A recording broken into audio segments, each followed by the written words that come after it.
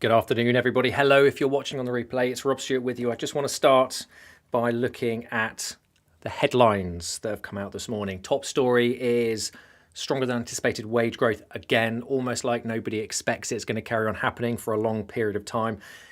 When I turned on the news this morning, everything was about this wage growth. And of course, that's leading to fears of the inflation printout that's coming tomorrow. And if the inflation is staying sticky, what's going to happen? Well, let's have a look at the other headlines that's out this morning. Mortgage rates soar to highest level for 15 years. Fixed rate 2-year and 5-year both continue to go up. And this again, as of this morning, now 2-year fixes are higher than from the aftermath of the mini budget. So quite a lot going on. But look, we'll get into all of that. I want to say hello. Good afternoon, and if you're watching on the replay, welcome to all the new subscribers who have come in over the last week or so. If you can hear me on the live and see me, can you put a thumbs up to make sure that the audio is working correctly? Can you type something in to make sure you can see and hear me? I know there's some IT issues last week, which I'm hoping that we have fixed. Just an explanation, if you're new to the channel, this is my weekly live show where I look at all the news that's going on and try and get through the headlines to look at the actual data that's underneath so we can understand how to make better decisions, primarily in our property investment business. This channel is primarily for property investors. Of course, if you're a home mover, then you might be able to glean some information as well.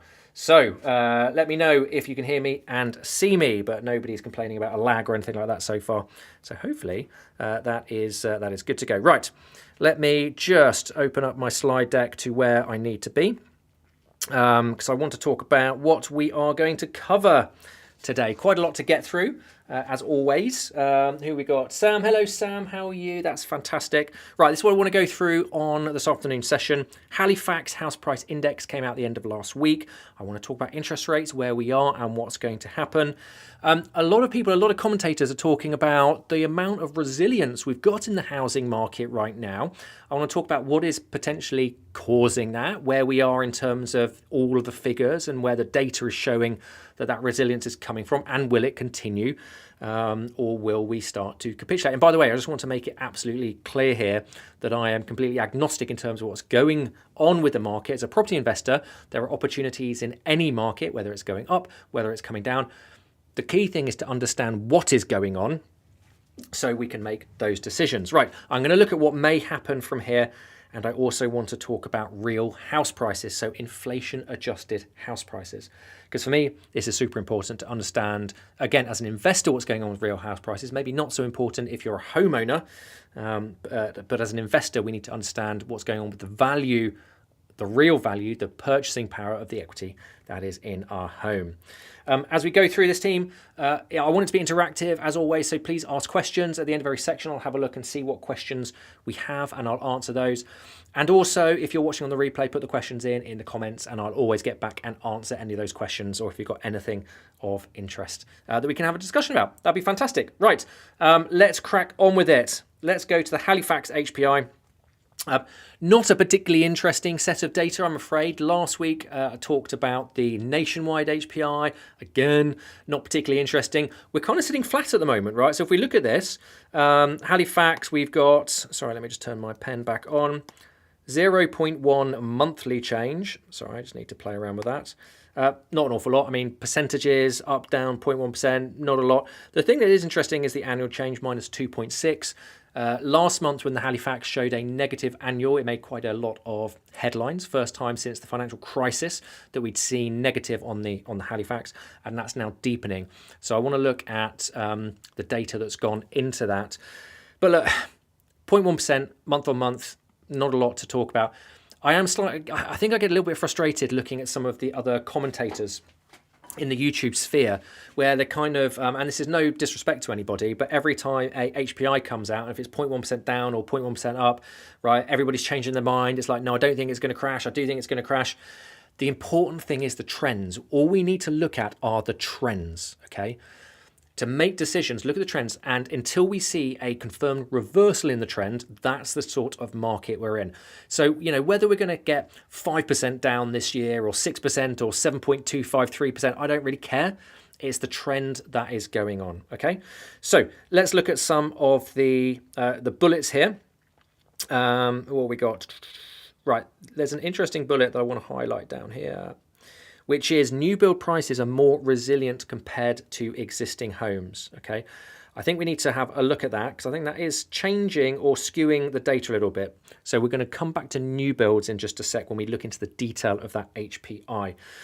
Okay, let's have a look at how that house price index is coming down. You can see month on month, we had, month on month is the purple, by the way, we had the tick up. Okay, so we had the quite deep down, which was kind of in the wake of the mini budget last year. That's this section here. And then we had a tick up. We had that bounce, didn't we, after Christmas? So sort of Christmas into the spring, we had a bounce. And now we've kind of resumed the downtrend. Now, this graph here is not house prices. This is percentage change.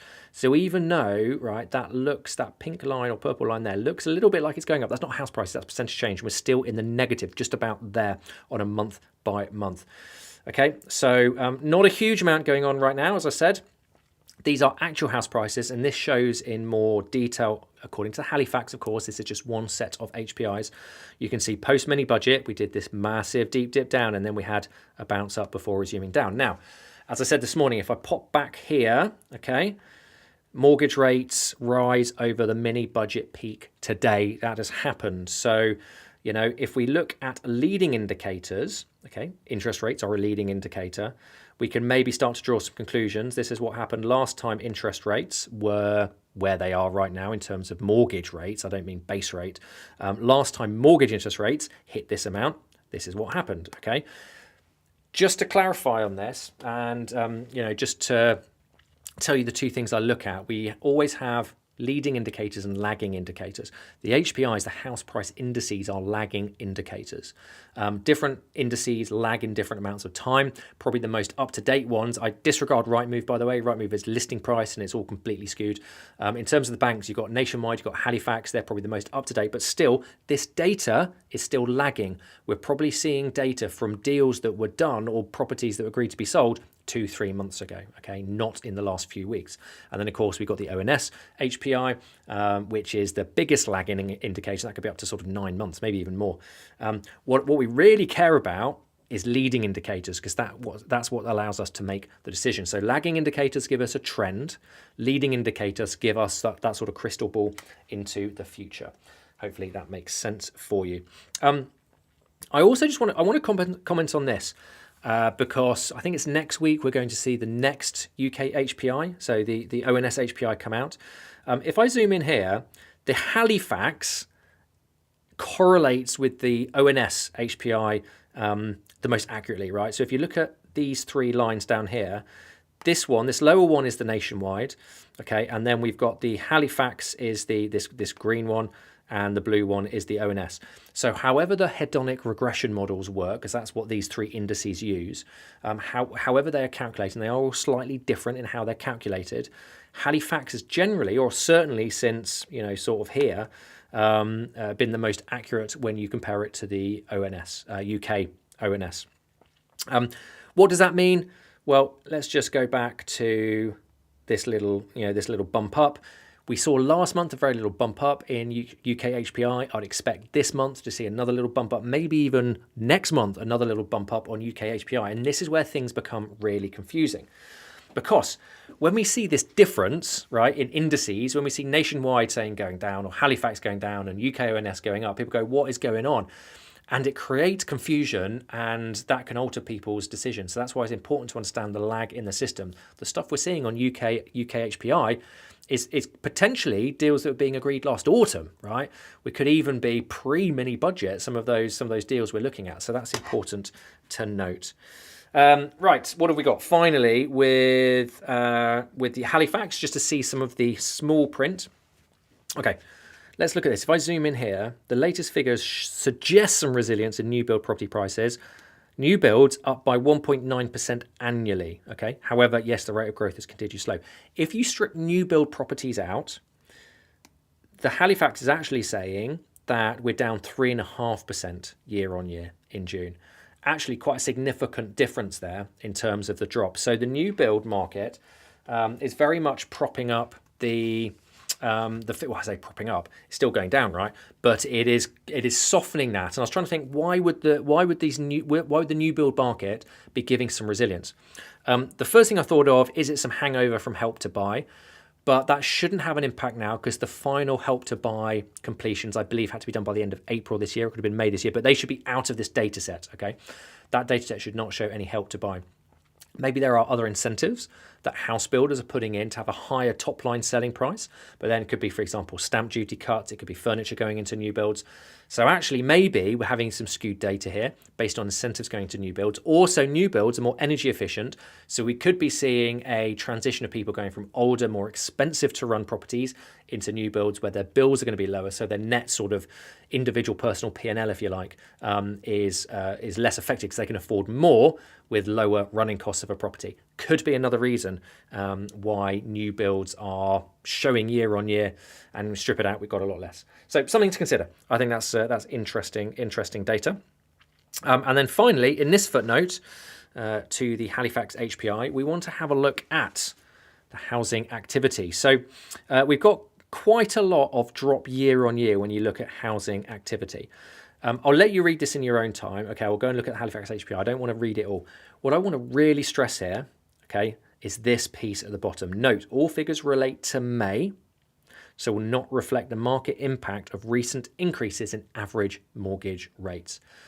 Okay, go and read the report. What they're saying is this is lagging data, and everything we have seen in the last few weeks, month or so, in terms of, you know, this sticky inflation data, this rise in mortgage costs or base rate, which is now being priced in by the banks with constantly updated mortgage pricing, is not reflected in any of this data. Okay, and that's why I don't want everybody to put too much credence on month by month HPI reports, because it's not really giving us an accurate picture of what's going on now. You know, this is certainly not reflecting. You know, we've now got analysts talking about, mortgage rates. We've got here, this one. We've now got people predicting mortgage rates, base rates to top 6% until 2025. Okay. Some people are now calling for 6.5, 6.75. I've even seen some analysts predict 7% peak, right? But I think we're probably now coming to the realization these interest rates are going to have to stay up higher for longer. And when we take that into consideration with what's going on with people coming off mortgages, if you've watched any of my previous videos, previous lives, we talk about this, I talk about the gap, right? And the gap is where we have every single week more and more people coming off fixed rate mortgages. And every single week, mortgage prices are pretty much going up, right? So every week we have less affordability, less liquidity in the system as people come off, sub 2% debt. We still, this year, it's 120, 130,000 people a month coming off sub 2% fixed rate mortgages, right? And I know a lot of the people who came off last year, beginning of this year, have been sitting and waiting on standard variable rates for mortgage rates come down again. They're not, right? People are now stuck in this mortgage shock, this mortgage crisis. Okay, so we're getting more and more people coming off cheap debt onto much higher rate debt, and we're going to talk about the impact of that in a second. Okay, so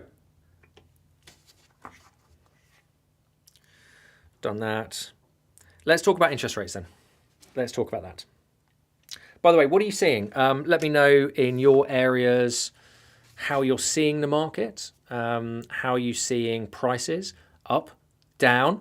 Don't forget, very fragmented marketplace. Some areas are probably going up. We'll talk about demographic shifts at the end of this, right?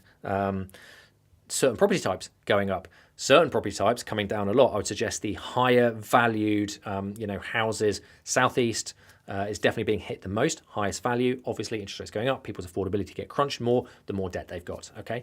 We're going to see a shift in demographic. Anyway, let's talk about interest rates. JP Morgan warns UK could see hard landing and interest rates could hit 7%. Now, again, when we look at this data, when we look at these headlines, take it with a pinch of salt. Okay, if anybody sits here and says this is what will happen with interest rates or this is what will happen with house prices, they are lying to you with some form of agenda. We need to cut through those headlines and look at the objective data. So I showed this last week. every actual sort of analyst, economist, right, will have a range. There's a quantum of probabilities out there of what could happen. Here's Lloyd's. This is actually pretty outdated now, this. But if you look at it, they have multiple scenarios of what could happen. Upside, base case, downside, severe downside, probability weighted scenario. So when somebody like JP Morgan comes along and says could hit 7%, it doesn't mean they're forecasting 7%. It means out of all the range of possibilities and probabilities on this quantum we're on, right, this could happen if certain other things, sort of occur. So, for example, when you look at the Lloyd's severe downside, okay, we're talking about severe recession. I think with unemployment, it was 9-10% when I looked at the data last week. So just take the headlines with a pinch of salt, but understand that you want to be able to mitigate potential upside risk or downside risk, as well as anticipating the future upside profit, right? So whenever we're doing anything, we want to be mitigating risk. Now, we can't mitigate everything, of course. This is why stress testing came in after the financial crisis. But even that stress testing, we're probably way outside of the bounds and, how, the criteria that were put in for that stress testing for people, which I believe was 3% above reversionary rate. So, what is the standard variable rate? I think we're way above that now in terms of a lot of people. So that stress testing is now, we're way out of sort of downside. Anyway, something to acknowledge and anticipate. Let's just have a look at the swaps. This is of today, 5-year, 5.2% on the 5-year fixed rate swap. I just want to compare that. And one of the great things about doing these lives, I keep all the slides from previous ones so I can see the one we did a few weeks ago, 12th of June, 5-year swap was 4.6. We had 4.5. I don't actually have the one. There was one, I think it was April I did, where we were just sub 4%, and I was going, whoa, we're about to go above 4%. That's quite a big thing, going above 4% on the 5-year swap. We're now 5.2%, okay? So this is significant, and if we look at the 1-year swap is 6.015%. Okay, it was end of last week 6.02, so it's come down very slightly. The point is, it's ramped up an awful lot. Look, if you go, a year ago, 2.4%, a year ago on the 5-year, 2.4%. So that just shows what has happened in a year in terms of what the market is pricing in. We're not going to see interest rates coming down anytime soon. We have to anticipate that. Okay, it is going to cause more issues every week when more people come off fixed rate. It's going to cause more issues for people. As property investors, we also need to be able to understand those figures to cash flow our own properties and make sure we're stress tested on our own investments. Okay, let's talk about market resilience. And if we look at these headlines, right, when people say, oh, it's just 0.1%. Okay, I literally saw somebody say, I think it was Monday, Halifax come out 0.1%. I'm revising up my prediction of what's happening in the property market. I said it was going to be 8%. It's now only going to be 6% down. All right. Trends. We need to have trends, but understand, why is this showing resilience? Really, I think, before we talk about why is there resilience, I want to talk about the crisis triggers, or the things that really will send the market into meltdown. Negative equity, affordability issues, cost of living, and unemployment. And right now, okay, the one that is causing the most issues for people is this affordability. Right, because we're only just starting to come down from the peak, okay, there's not a lot of people in negative equity at the moment. Because we're still seeing this tight labour market, right, and strong wage growth, we're not seeing unemployment at the moment. So this is the one that's causing the market to go up, and we're now going down because of the affordability issues for a variety of reasons. Yes, inflation, yes, erosion of real term wages, cost of living crisis, and now interest rate crisis, okay? So what is happening, I believe, is what is happening. Well, before we talk about what is happening, let's just talk about the lag in the system. So when I said at the beginning, when we look at things like Nationwide and Halifax, we're talking about figures from, properties that were agreed to be sold potentially even 2-3 months ago, which doesn't sound like a lot, but a lot has happened in the last month or so. So all of this mortgage shock that's happening at the moment is not priced into these figures.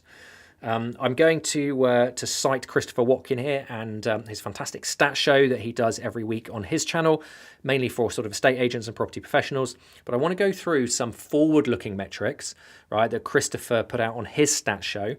And these show what's happening on the coalface right now. And there's some interesting stats that we can glean from this. So the first thing is national weekly listings. When you look at the weekly listings, and this, by the way, what Chris does, he compares week on week for every one of the past 5 years. Where we are at the moment, week 27, we're not seeing a much of a change, really. It's about the same in terms of listings, okay? So the pattern, this big fat purple line is this year, by the way. The pattern is broadly showing similar in terms of listings. I'm not particularly fussed about listings at the moment. Of course, if we suddenly see a massive uptick in listings, that's going to flood the market with supply. Demand is going down. We've talked about that with what Zoopla showed in their stats last week. If you missed that, go and have a look at last week's show, which I had to pre-record rather than do it live. What I'm more interested in are what's actually selling and what's falling through. Okay, so if we look at, this is last week's data. Number of sold subject to contract, that one there is the lowest by a fairly significant amount for the last 6 years. Okay, so that's the number of properties sold subject to contract is the lowest. So we've got the listings. Listings are pretty much the same as normal. Okay, but those that are being sold considerably less. So that shows me properties are sticking for longer. Now let's look at national number of price changes. Now this is generally, in a market like we're in now, this is people who list their property and then drop the price because it's not selling. Last week, 23,961. That is, by a country mile, the most that we have seen for the last 6-7 years. Okay, that is now starting to really rise. So a lot of people are starting to drop prices. And again, we looked at Zoopla's HPI, which showed the amount of people who are having to accept 5% lower and 10% lower than their listing price. Looked at that one. This is, for me, this is the most interesting one. So this is the UK residential net sales. And again, we're in this purple line. Disregard this orange one. This is 2020, so COVID. Net sales is the amount of properties that have sold subject to contract minus the amount of properties that have fallen through. Okay, so have already been agreed sold subject to contract and then fallen through. So if we look at this line here, we are now starting to capitulate down against the trend of the other years, right? So if you look at the other years, they're all kind of up here. We got one up here, okay? And now this line is down by quite a lot. So we are breaking the trend when we compare it to the last 7 years of net sales. And if we have a look at this, so this is net sales growth. Well, this is the same, but in bar chart, we can see how much lower that is, right? Significantly lower. Fall throughs as a percentage of sales in week 27, right? That's the average. This is week 27, 2023. So we're above 30% of properties as a percentage of sales fell through last week. So let's just rewind a bit. Let's just rewind, right, and go to the Halifax HPI. I want to be very, very obvious here in that the HPIs from Nationwide and Halifax, what they do is they're based on mortgages approved. So it's not based on actual sales. So somebody goes and agrees to buy a house, then they go and apply for a mortgage. And when that mortgage gets approved, that goes into the data set. So that property could subsequently fall through. And that graph is showing that as a percentage of sales subject to contract, 30% last week fallen through. That's a huge percentage. Well, not 30% of everything, but as a ratio of what sold versus fall throughs, 30%. So in that data set that Nationwide have given us, in that data set that Halifax have given us, a big percentage of those figures have now fallen through and not completed. And that to me is a huge indicator of what's going on in the market at the coalface at the moment. And why would they fall through? They'd fall through probably because people are getting cold feet. They're seeing all of these headlines. They're seeing the mortgage shocks. They can't get their mortgages. They can't afford. People can now afford less than they could afford 2 months ago by quite a country mile in terms of what they can get. So they might have agreed this house sale, then gone and applied for a mortgage, and it's been approved, but then they've backed out of the transaction for whatever reason. Okay, that to me is about as useful a forward-looking indicator as you can see. Let me know your thoughts on that, team. Anybody seeing anything like this in the areas that they're operating in? Just while I take a quick sip. I've got a cup of joy with me today. Very nice it is too. So on the coalface, right, things are changing quickly. Why are the other HPIs not coming down as quick as we think? For a start, lag. So all of the stuff that's happened in the last couple of months is not in the data set. The next thing, right, that is propping up the market right now are people hacking their affordability. What do I mean by hacking their affordability? You can borrow what you can afford. That's fundamentally it. So there's a few things that people are doing to be able to borrow more. Number one, a lot of people are taking out 35-year plus mortgages now, because when you spread it out over longer, you're going to pay less per month. So by paying less per month, you can obviously afford more. It's pay less per month for the same property, or you pay the same amount per month and you can afford a bigger property, right?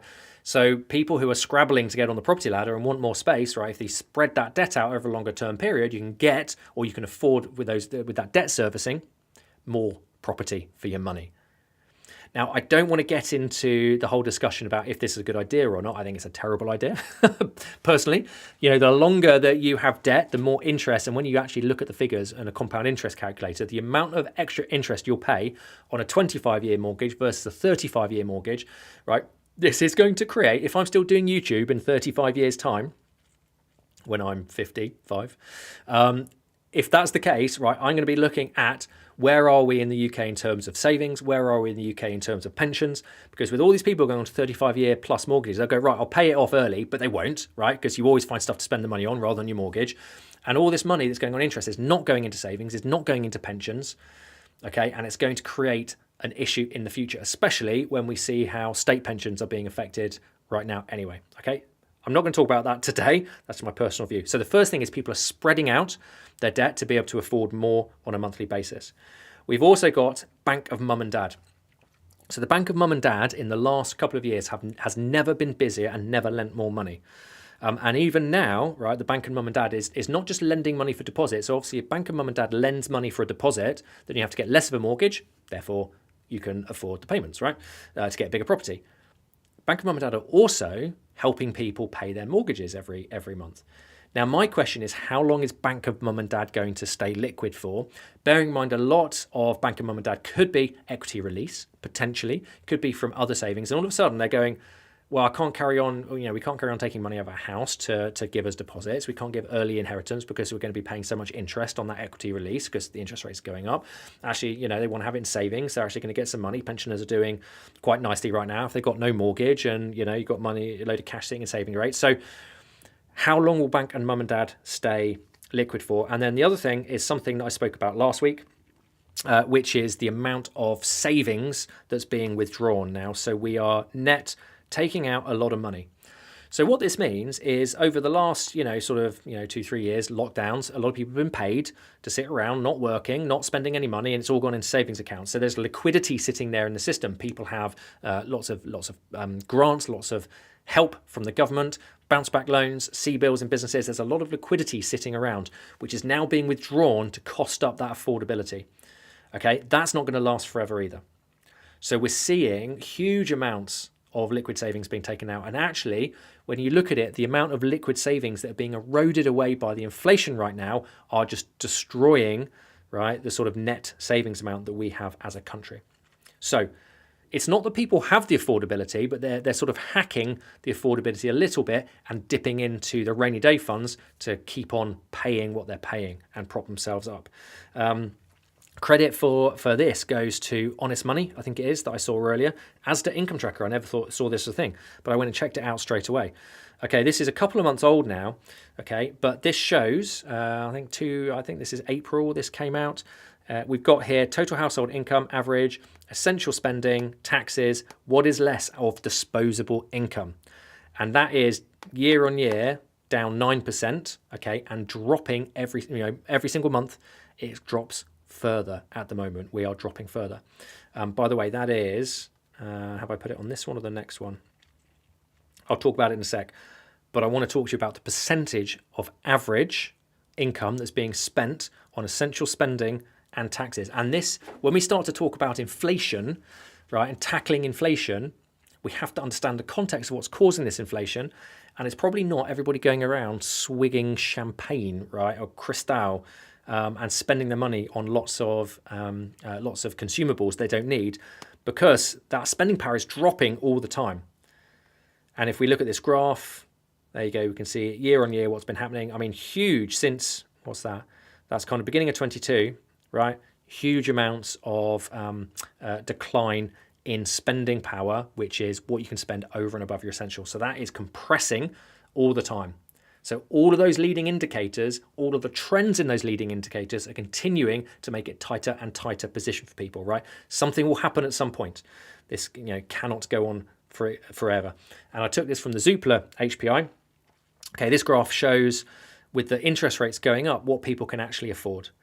And from 4 to 5, 5 to 6. 4 to 5 is minus 11% on a mortgage. 5 to 6 is minus another 19%, or minus 19% on the original on a mortgage. And we're seeing mortgages go up. So look, this is the position we're in, and let's not sugarcoat this. Okay, the position we are in is the gap is widening. More people are coming off that sort of very cheap sub 2% debt. Affordability is still crunching right now. We're seeing on the coalface loads more property sales falling through. We are seeing less actual sales anyway. We're seeing the amount that people can borrow drastically reduce. The only thing that we've got at the moment is nominal wage growth going up. And we'll talk about that in a second, right? Because nominal wage growth is going up. And actually, that is softening it a little bit, because you can look at it either way. You can either go property prices stagnant or very slightly, year on year, let's say 2%, 3% drop, and nominal wages going up is then increasing the affordability out a little bit. Okay, so people do have a bit of excess, but do they have excess to spend on things like mortgages, or are they just going to be focusing on bills and stuff like that? So right now, yes, that is softening a little bit. We could also look at it the other way. We could go inflation adjusted house prices are significantly negative, and we'll look at that at the end because I think it's really important. And inflation adjusted wages are down slightly, but there's still a gap. So there is an increasing gap, right, of wages to house prices. However way you look at it, that the affordability is coming back to people before you then strip out everything else, like the inflation, right, and the cost of everything. So that's something. What we see in, nothing is simple. There's always a complex pot of pulling and contradictory factors, right, that are causing things to go. It's not just like 2008 was different. 2008 was just a credit crunch. They stopped lending. Banks stopped lending. Property prices plummeted in a V. Came back up. If you look at the annual percentage house change, it's a sharp V. That's a much easier situation to understand. They just stopped lending. It was an event, a third-party event. This is different. There's lots of difficult and conflicting pieces of macroeconomic stuff here that's all competing against each other. And because of that, this is what causes the lag in everything, the lag in the system. Things move at a glacial pace while you get all these competing factors going on. And by the way, I'm not sitting here saying everything's going to suddenly melt down and it's going to be catastrophic. I'm not saying that at all. I've always, from day one, said when you look at the quantum of probabilities, we're going to be more like a 90s style correction, which is longer and shallower. I am thinking now we're going to be longer and deeper, but still not V like 2008. Okay, so that's something to bear in mind. Right, let's move on. Because there's a lot of people, there's a lot of pundits, there's a lot of experts saying affordability is going to ease. Wage growth is strong. Yeah, I get it. Wage growth is strong. But we are being eroded in real terms with our wages. We're still negative. We're actually, I read somewhere that our quality of life is the lowest it's been since the 70s in inflation adjusted terms. So, but people talk about, that's fine, Rob, but utilities are going to be dropping off massively. That's all going to come out of the equation. And when utilities drop off, food's going to drop off, and everything is impacted by the utilities. So the utilities dropping off, all the affordability is going to ease overnight. Okay, well, let's look at that. This is, I took this morning, this is the spot price for UK wholesale gas.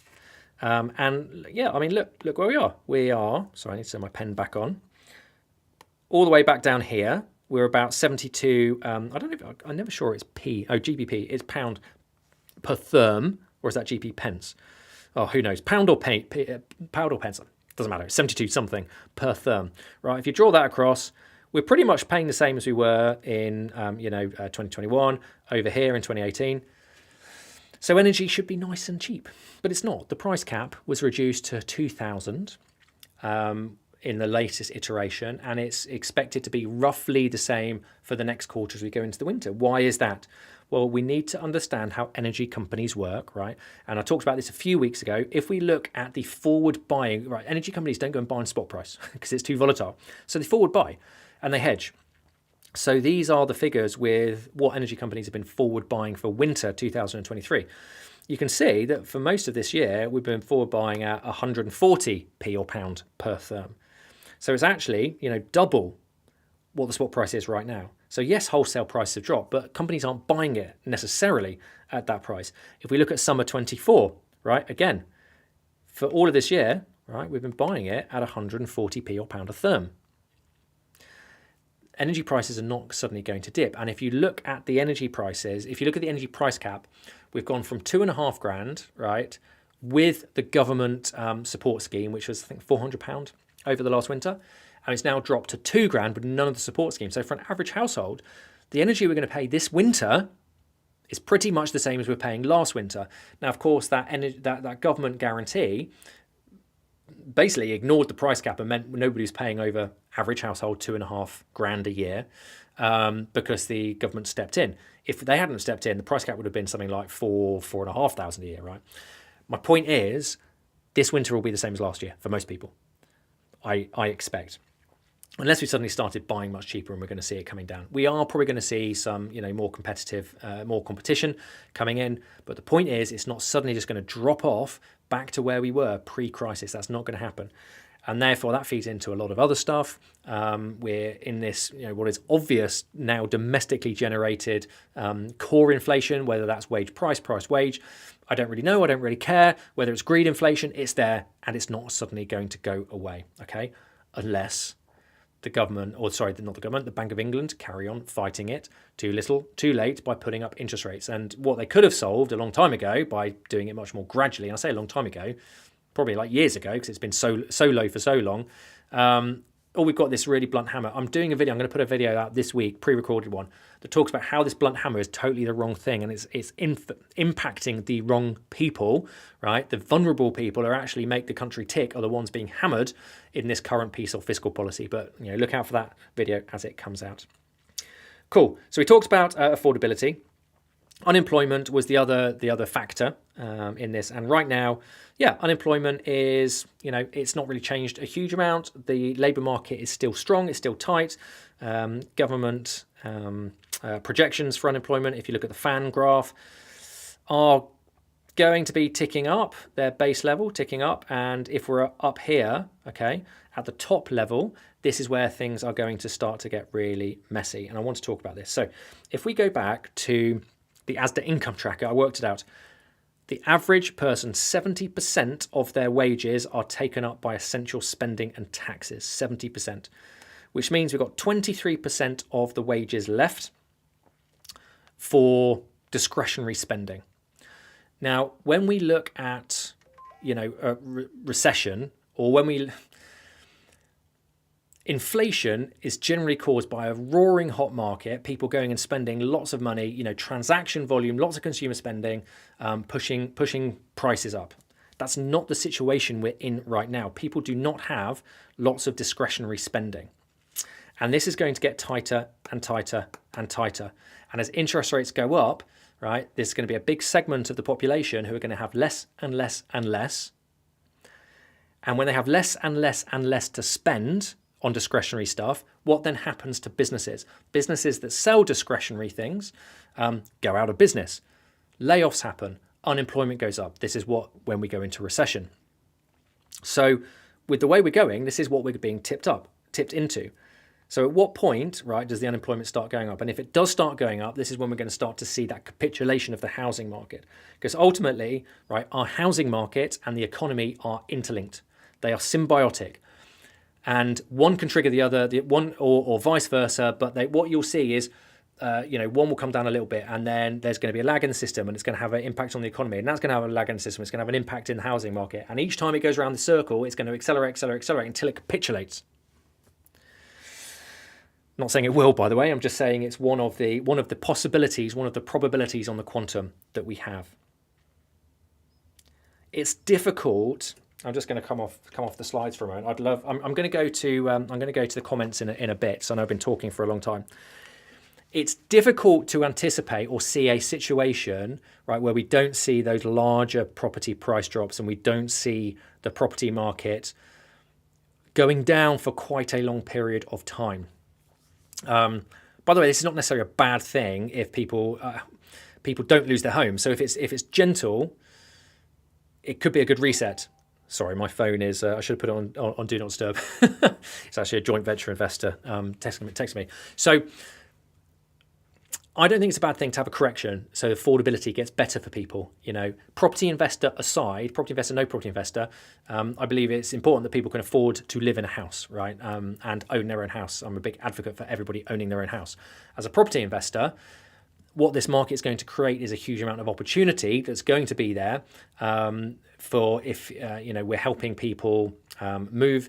If people are in negative equity, we're helping them that. If they're just looking to get rid of houses, where I personally think the opportunity is more in the commercial sector, mixed use. I've been talking about this for ages in all my videos. I talk about it to my clients on the Property Cash Flow Accelerator. I believe that's where the real opportunity is right now because that's where a lot of the tax incentives are.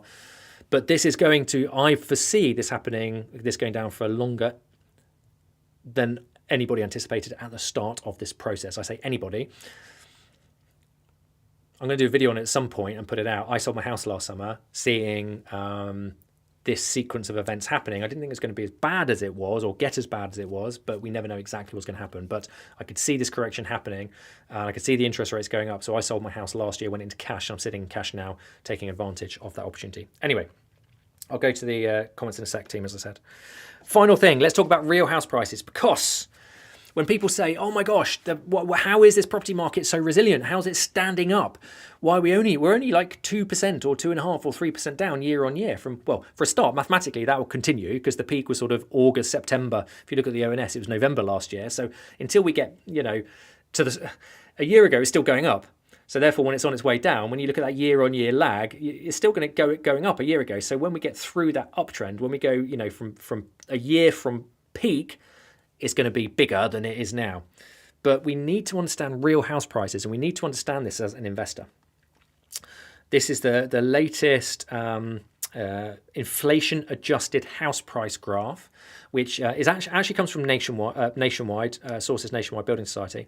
They only release it quarter on quarter, so we only get to see it 4 times a year. But we've just had the latest release, and it's obviously down again because property prices, they've not gone much in nominal terms in the last quarter, but inflation's been high, so of course it's going to go down, right?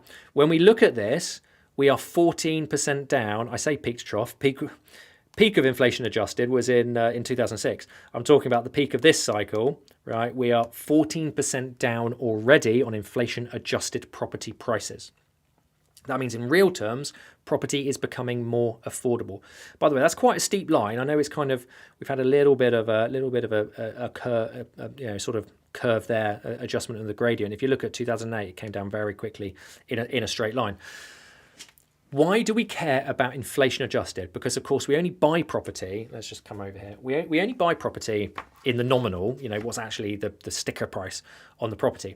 But as an investor or anybody who's looking at property as a store of wealth, you need to understand inflation adjusted property prices, because if your property value is going down inflation adjusted, right, that store of wealth is being eroded, just like having cash in a bank, right, that store of wealth is being eroded. So if you have a property and you sell it in 20 years and you've got a chunk of equity, but all that equity does is buy you a loaf of bread, right? You've actually lost a lot of real-time value. And right now, real-time value of houses is eroding in this high inflationary environment. So we're in that stage where we're high inflation and property prices are coming down. I've sat in loads of training, property training company seminars where they say inflation is an investor's best friend. And on a macro scale, I'm not going to disagree with that, but you need to understand all the intricacies of that comment, that if inflation was high, you'd expect property prices to be coming up. But property prices going down with inflation going up is a double whammy in the actual value of the property. Yes, I get it. It's also eroding your debt. Yeah. So that's why, inflation is called like the third wonder of the world or the seventh wonder of the world or whatever it is in property circles, because it erodes your debt, and it is eroding debt, but it's also right now eroding the value of the property price. You don't usually see, this big drop of property prices when inflation is going up. So that's interesting, and obviously it's happening because interest rates, all that sort of stuff. But it's important to understand as a property investor what that store of value. Now, why do I talk about this? Because As a property investor myself, I don't look at properties as a store of value. I think people get caught out if they look at it as a store of value. If you're looking for a store of value, there's lots of other better places to stick your money. For me, property is a cash flow generator, not a store of wealth.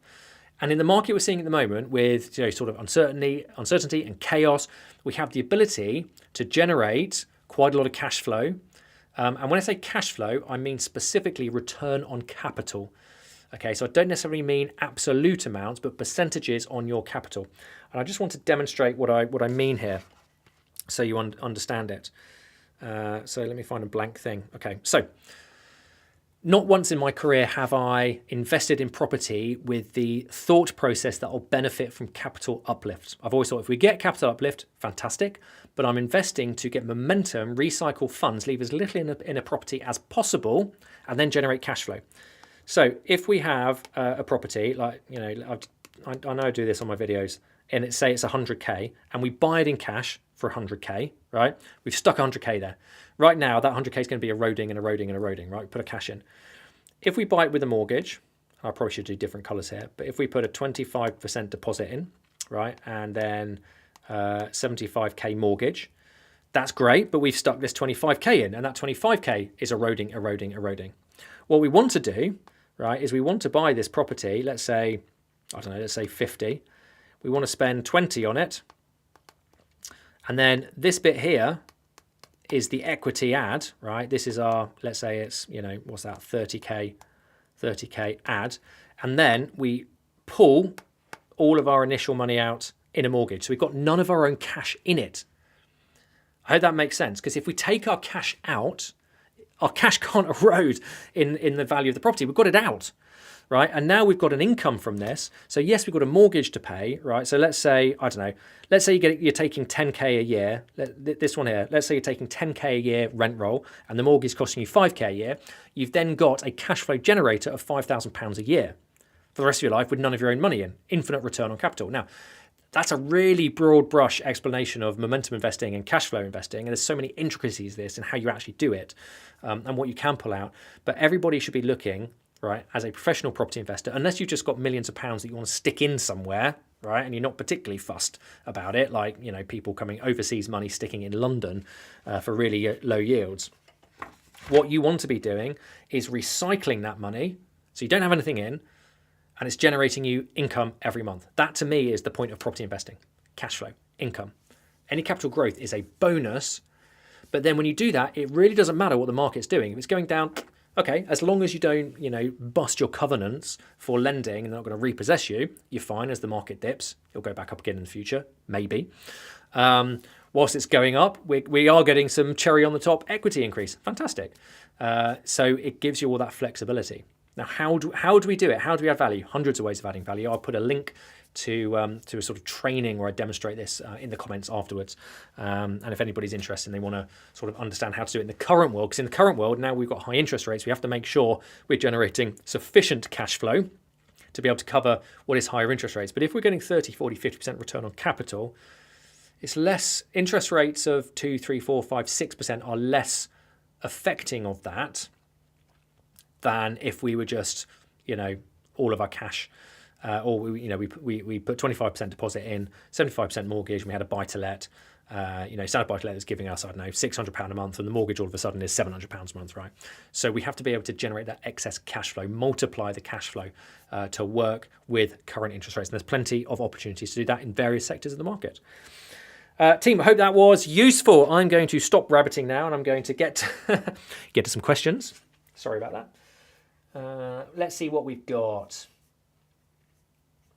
Jackson Landscaping. Shane, how you doing, Shane? By the way, if anybody else got any questions, put them in. Much lenders have increased the stress test. They now run on new borrowers. The banks have said they have increased household running costs. Yeah, that's interesting. So if that is Shane, I'm pretty sure it is Shane. I know that you were buying a house and it's fallen through, hasn't it? Because I know we've spoken on the phone. It does not surprise me in the slightest that banks are changing their stress testing scenario or stress testing criteria now, putting it much higher. And here's what's going to happen if that is what's happening. That is in itself a mini credit crunch happening. Yep. So 2008, stop lending to everybody. Boom, prices V or crash down. If we're now getting to the stage that stress testing has gone up, that's going to take a lot of people out the market, or you're only going to be able to afford a lot less. Something I didn't talk about actually is what we are clearly seeing in the data, and I didn't put it in the slides, is that there's a clear shift in demographic, is that the right word? People are clearly downsizing. So they're selling bigger, more expensive properties and going into smaller, or relocating geographically. So selling down south and buying something up north where you get much more house for your money. And so when we look at the price changes, it's so important to understand what's going on in your area, because all of these figures, all of these HPIs it's a generic model that shows what's going on average across the whole country, right, or the whole UK. There are going to be some areas that are going to be drastically affected down, some areas that are probably even going up right now. So I would imagine areas where people are relocating to are going to see a surge of money go into them, and that's probably going to prop up the markets in those individual areas. So it's highly important, it's really important to understand what's going on in your localized area. Southeast is going to be completely different to the northeast or the northwest. I can tell you right now that I'm seeing in the area I live in, which is just north of Southampton, there's a lot of 5+ bedroom detached houses. More and more for sale signs are going up, and that is, it might be complete coincidence, but I doubt it.